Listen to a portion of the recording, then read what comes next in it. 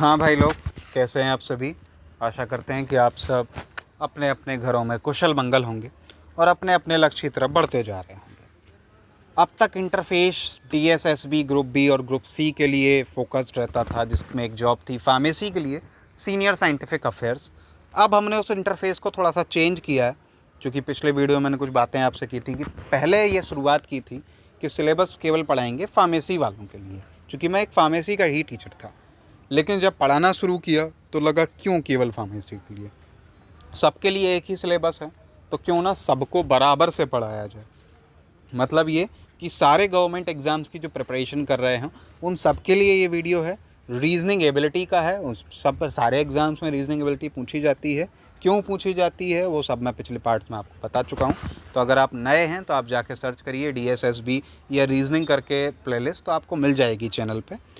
Number series हमारा चल रहा है। रीजनिंग को हम लोगों ने एक प्रॉपर स्ट्रक्चर्ड सिलेबस में बांटा है 16 चैप्टर्स के, और 16 चैप्टर में पहला चैप्टर है नंबर सीरीज़, जिसके हमने प्रैक्टिस करनी शुरू की है। उससे पहले 4-5 वीडियो में ये समझा था कि नंबर सीरीज़ क्या है, कितने तरह की है, क्या गलतियां हम करते हैं नंबर सीरीज़ के क्वेश्चंस को अटेंड करते हुए, और क्या अप्रोचेस या हिंट्स हमें मिलती हैं क्वेश्चन से, जिसको हम आसानी से अपने अंदर लें तो क्वेश्चन आसान हो जाएगा, क्वेश्चन को सॉल्व करना आसान हो जाएगा, ये समय बचाना आसान हो जाएगा। चूँकि जब 60 मिनट में 80 क्वेश्चन करने होंगे तो समय ज़्यादा मायने रखेगा। सीरीज़ है हमारी वो नेक्स्ट टर्म, मिसिंग टर्म या रॉन्ग टर्म के बारे में चलती है, और इस पार्ट का सिलेबस रहने वाला है हार्ड, रॉन्ग टर्म या UPSC killer type.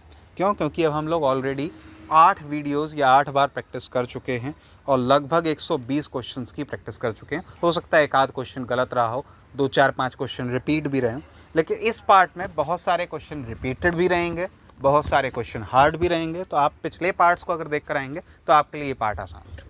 Question number 121 है, यानी बॉल नंबर 121 आ रही है। तो इससे पहले 120 बॉलें फेंकी जा चुकी हैं, तो मैं आपको फिर से रिक्वेस्ट करूंगा कि जाइए 120 बॉलें खेल के आएंगे तो ये 121वीं बॉल एकदम अटपटी नहीं लगेगी। क्या पता करना है? रॉन्ग टर्म पता करना है।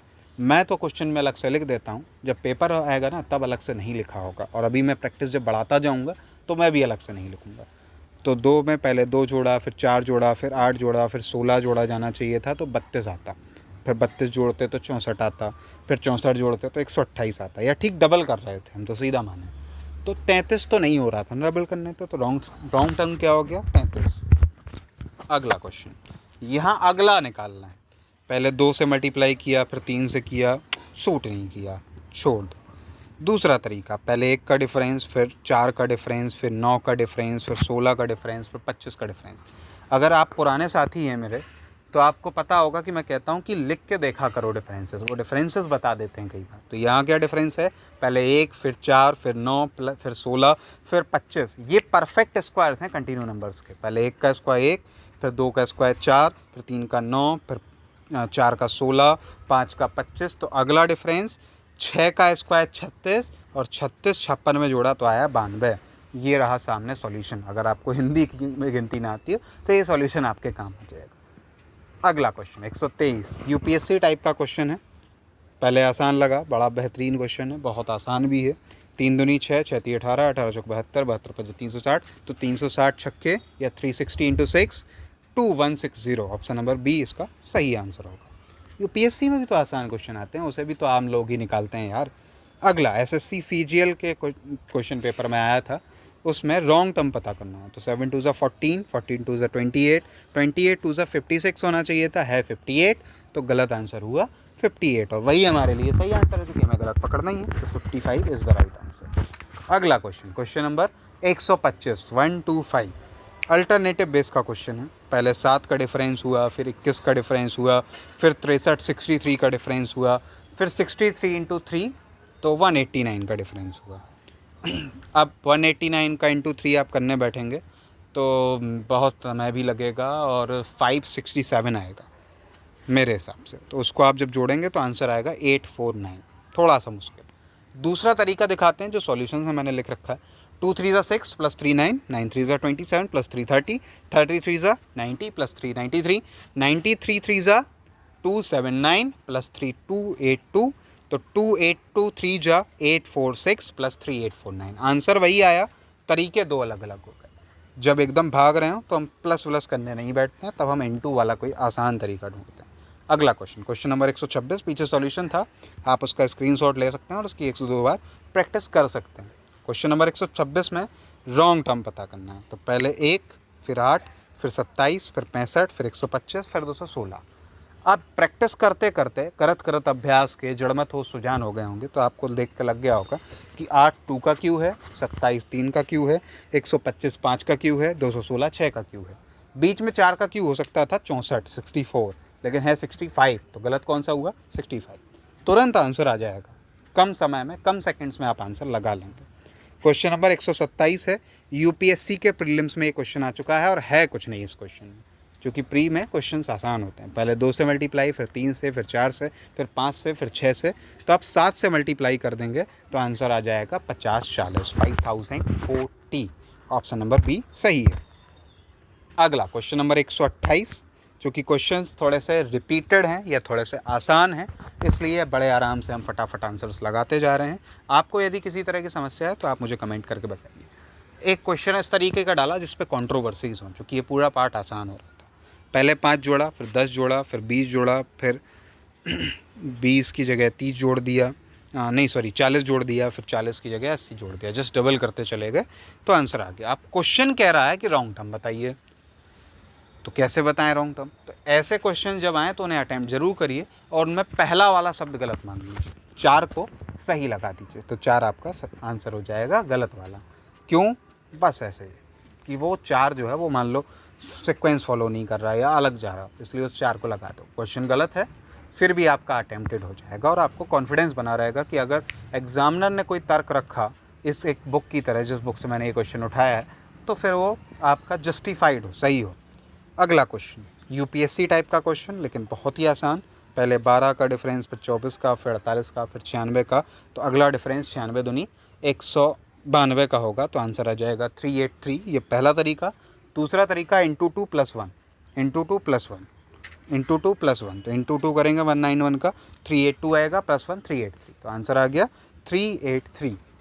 ठीक, ये आपके सामने सॉल्यूशन है। जैसा तरीका आपको समझ में आए उस तरीके से आप सॉल्व कर लीजिए, क्योंकि अब आप सुजान होने लगे हैं, वो करत करत अभ्यास के जड़मत हो सुजान होने लगे हैं, तो अब आप कई तरीक़ों से कम समय में आंसर लगा पाएंगे। अगला फिर रॉन्ग टर्म पता करना है।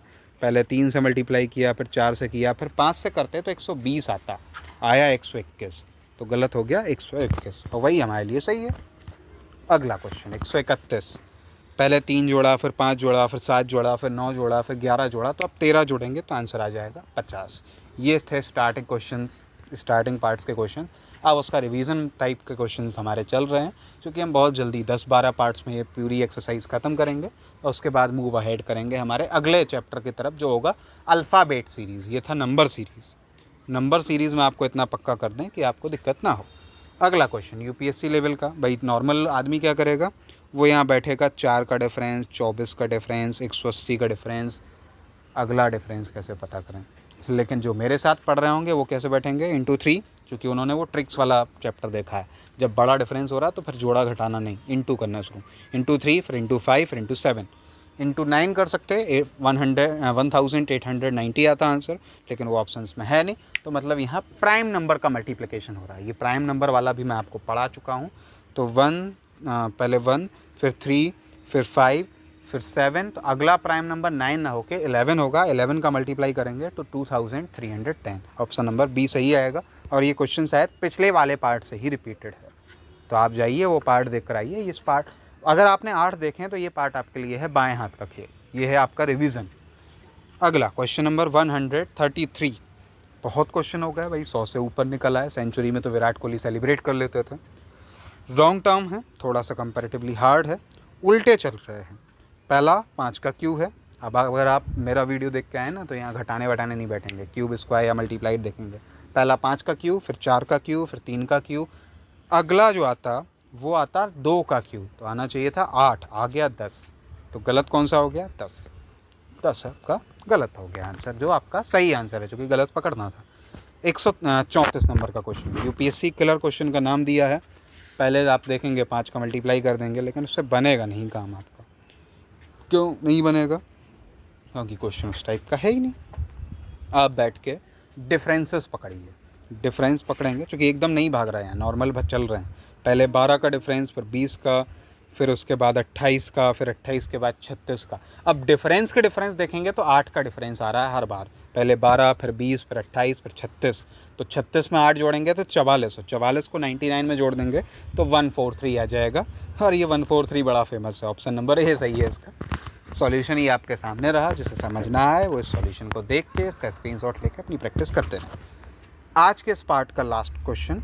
अब देखिए, करत करत अभ्यास के जड़ में तो सुजान हो गए। 15 क्वेश्चन 10 मिनट में लग गए, जबकि 2 मिनट के आसपास हम लोगों ने बाकी बातचीत की होगी। 1, 3, 5, 7 2 का अंतर, और दूसरा पार्ट कॉम्प्लेक्स अल्टरनेट मैंने इसीलिए लिख रखा है, ये हिंट दे रखी है। दूसरे में 4, 9, 25। तो ये क्या है?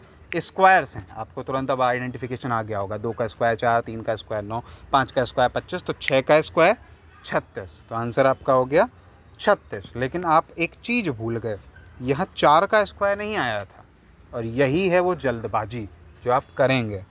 2 का स्क्वायर, 3 का स्क्वायर, फिर 4 का स्क्वायर नहीं आया, फिर 5 का स्क्वायर आया, तो फिर 6 का स्क्वायर नहीं आएगा, 7 का स्क्वायर आएगा 49, क्योंकि 7 प्राइम नंबर भी है और 2 का डिफरेंस भी है, तो 49 will be the right answer. ये आपके सामने इसका सॉल्यूशन हो गया।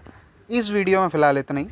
होपफुली मैं आपकी आशाओं पे खरा उतर रहा हूँ। होपफुली आपके जो रीजनिंग को लेके डाउट्स होंगे, रूढ़िवादी होंगे, आप हर बार जोड़ने घटाने बैठते होंगे, आप वो नहीं करेंगे। अब आप n+1, n+2, n+3 फार्मूला भी लगाएंगे, इनटू भी लगाएंगे, स्क्वायर भी लगाएंगे, क्यूब भी लगाएंगे, और सही चलते रहेंगे। इस वीडियो में फ़िलहाल इतना ही।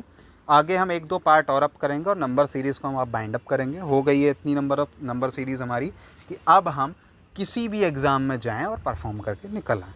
1-2 बार और पार्ट्स होंगे, कुछ क्वेश्चंस रिपीट होंगे, कुछ गलतियां मैं करूंगा, तो आपको अच्छे से आ जाएगा। Thanks for watching this video. Let's learn, grow and succeed together. Channel को सब्सक्राइब करिए अगर आपको पसंद आया ये वीडियो, तो लाइक करिए, शेयर कर दीजिए। अगर आपके काम का नहीं है, हो सकता है आपका कोई दूसरा दोस्त हो जो और हार्ड एग्जाम की प्रिपरेशन कर रहा हो, उसके काम का हो। कमेंट करके बताइए कि आपको ये चैनल अच्छा लग रहा है, वीडियोज़ अच्छे लग रहे हैं या ख़राब भी लग रहे हैं। And don't forget to hit the bell icon for more updates. Thank you.